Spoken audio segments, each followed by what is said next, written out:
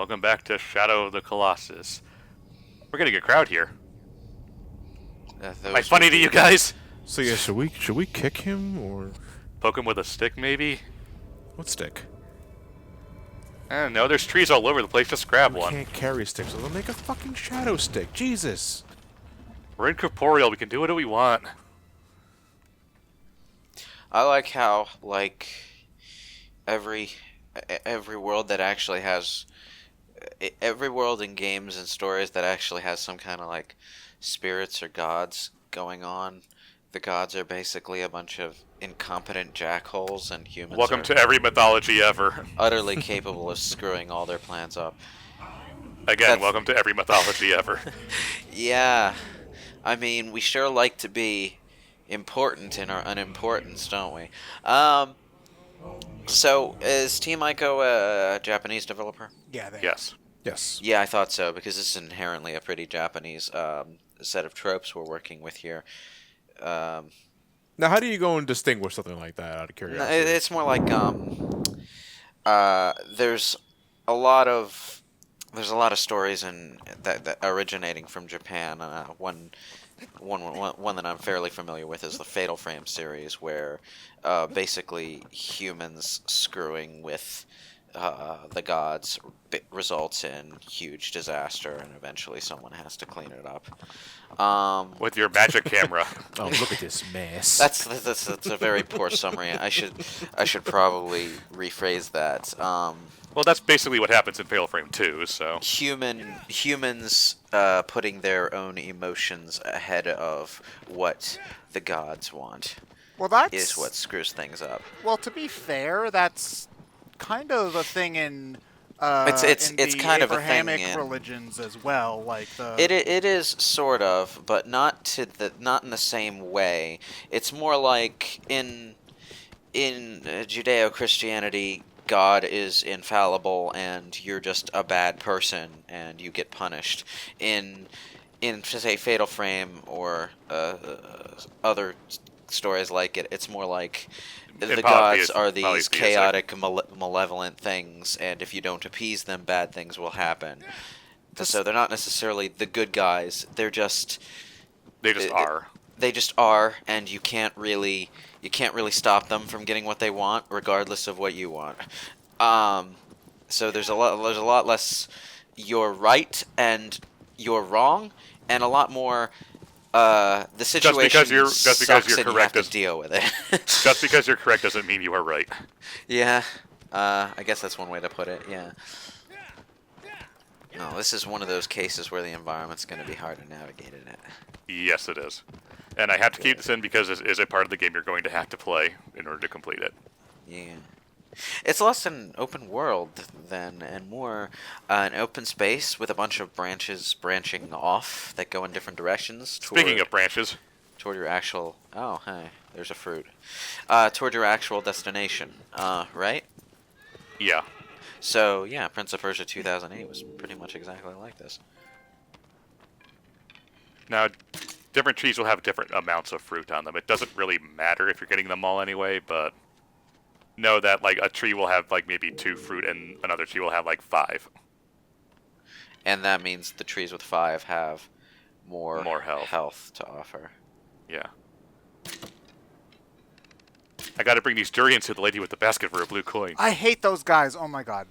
There have been so many people lately saying Super Mario Sunshine was actually the best one, and I have to grab my tongue and keep it firmly in my mouth before I start shouting. It's less that it was the best one, and it's more that for a while, up until Odyssey, it was the last one that was trying to go for that particular kind of design direction.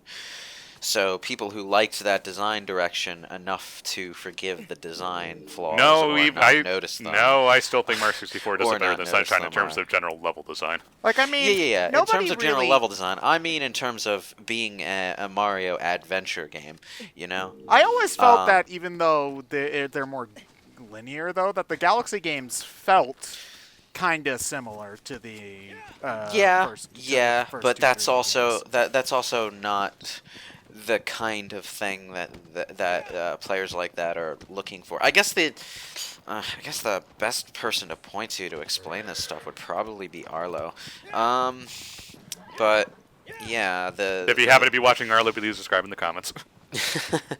How does he type with puppet hands? Very slowly and very an carefully. Interesting commentator. Isn't that kind of defeat the purpose? If it's just his voice, yeah. Voice. Yeah. Oh wow, this is okay. This is a pain to navigate. This is a pain to navigate, and suddenly the You can tell. Yeah, yourself, bitch. Walk on it and see how you feel. How do we know how tired our horse is without convenient carrots on the bottom of our screen?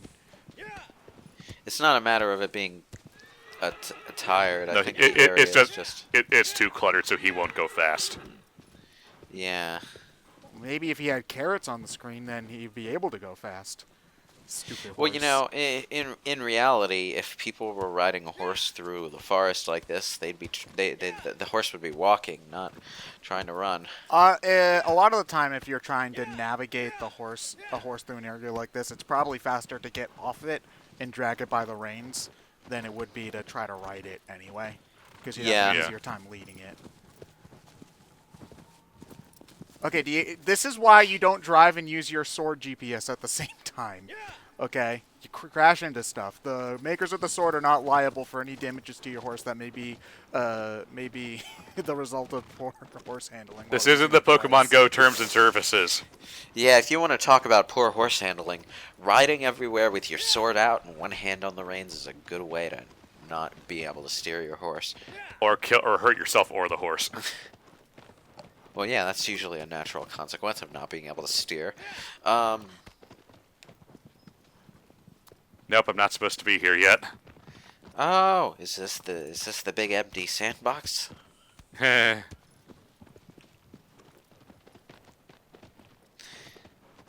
Yeah, I had to cut. Smooth. I got really badly lost. Yeah, because Apparently, I am supposed to be down here. I'm Just okay. in a So different, it's just in a different spot. because the light is just a straight line to the Colossus. I'm guessing, right? It doesn't tell you the path to get down here or whatever. We found the desert from Near Automata. I am so happy. Are we going to become gods? I mean, technically, yes. True. Is that a Near Automata thing? I'm pretty Yes. sure Huh. You haven't gotten to the robots yet? Or the god worshipping robots yet? Oh, I have gotten to sort of those, yeah. That was... We will die and become gods! Okay, I haven't gotten to that part. I got to the part where like little trash can robots were trying to do the fuck on each other. Well, they saw two. Well, they saw 2B. They're so. doing the fuck. Why were we programmed with sexual characteristics? But They weren't programmed with sexual characteristics. From the context, I assume that they were trying to mimic humans. yeah, Like Maybe. I don't know. I don't know. With I don't know that- any girl with with this that fine, outfit, fine okay. ass. With that fine an ass. No, Let no, us, I as was the humans put it, make hot fuck. No, I wasn't talking about the androids. I was talking about the little trash can robots in the desert area, where they're like all trying to. The first time that 2B and her partner find out that the robots are talking, you follow them to this sort of enclave where they're gathered, and they're doing all sorts of weird stuff. Like one has an empty baby carriage and is rocking it. There's another robot who's sort of ramming himself up against the crotch of another trash can robot, repeating the word love, love, love, and it's a hell of a drug, that game. What the hell? I Smooth grabbed water. onto something. That is not how you climb down a wall. It's a good thing you have adamantium on your skeletons. I mean, I suppose you've amassed some impressive lean muscle climbing up several colossi, but no, that's not how physics work. I mean, when you can survive some of the falls this guy's taken, you're basically just Oh, invincible. this is a fancy Colossus. It's got a garage. It's also got a beard. Oh, we're in the man cave. Okay. I Yeah, wonder it's only- where his billiard table is, and his dartboard. That's constantly playing ESPNU at all times on TV. Oh, so if you're close enough, its steps will even hurt you. Wow, okay. Yeah. Do all the Colossi have something like, or all the big ones like this? Yes. Oh, wow. That's neat, actually. Because normally, you know, a lot of video game bosses... And yes, you can move in the cutscenes there. Oh, wow, okay. As you saw me earlier. Yeah, because a lot of video games have the shockwave attacks, but I don't think I've ever seen any game where just its steps can hurt you. So that is actually pretty neat. It's right behind me. I can't tell. What do you think? Climb. Climb. Oof. Just made it.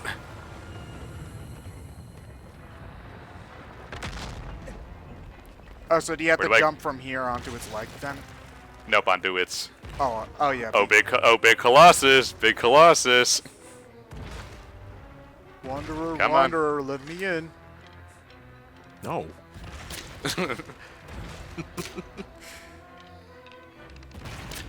So is this the first genuinely aggressive? Yeah. Not by the hair of your chinny chin chin. Well, the Well, the other Sword one Colossus was was pretty the aggressive, flying yeah. one was aggressive, but you also But only after you shot it. at it. Yeah. Yeah. Yeah, after you shot at it. I mean, this one's just coming for you. This is one of the easier ones, oddly, though, because it's just run to the end and then climb on him. Okay, so even I I recognize think this music. Do they have a different song for every Colossus, or No, this is just kind of the general triumphant when you're on top of the music. Okay. Stop it! You can charge your thrust so it will do more damage, but you also have to worry about when it'll try to start shaking you. Is it worth it or no? If you got a good grip on it, yes. Like if you know how the Colossus works, then it's generally a good idea to charge your stab. It just Because does the way small more damage. stabs, yeah, they're pretty pitiful. Yeah. Christ, Wander, you're gonna have like 2 fingers when this is all done. Yeah, but my girlfriend will have all her fingers. And that's the important That's thing. what really matters. Right in this fucking lung. Motherfucker, that's a kidney punch. That's illegal. Well, no, it's closer to his shoulder, so I'd imagine it'd be a lung. Well, are the lungs... Is there anything behind the lung? Well, from the back, no, I don't think so. No, just Well, I guess some rib, depending on where you're aiming, exactly.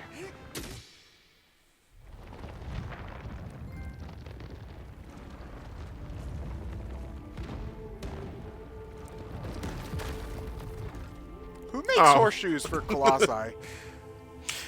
I finally put my finger on what I was trying to talk about earlier with Wander. with the way that this kind of story is inherently more Japanese than something in other mythologies. It's hard to put it in a way that doesn't sound vaguely insulting, but there's less Western mythology and Western pop culture tends to reward individual pursuit of happiness more. If that makes sense. Well, that's not really. That's just a cultural thing. A lot of Yeah, That's I a know. cul- yeah, that's a cul- that's I a know, cul- and in these kind of stories, it tends to come out as individual pursuit of happiness is a bad thing. Well, like it can be, I guess, is the thing. Like in this sort of. You can argue in different directions for different situations, but as far as the story tropes are concerned, stories like this tend to have the unified moral of your individual pursuit of happiness fuck things up for everyone. Or your individual pursuit of happiness means nothing to the collective as a whole. Yeah. Usually it's that individual pursuit of happiness and Fatal Frame that led to shit going bad in the first place. You know what, I can kind of see that in a couple of other ways too, where individual, and I mean, granted, this is to some extent in stories from all over the world, but there are a lot of Japanese stories where, people where I guess the just thing to do or the righteous thing to do is to give up your happiness for the sake of the group. Because I just finished playing Twilight Princess a couple of days ago, and at the end of that game, Midna, while it's relatively clear that she would want to stay in the human world, she breaks the mirror anyway because she thinks that that's the thing that will keep the world safer. So, yeah. Yeah. And then Ganon came back anyway. Well, I mean, yeah, because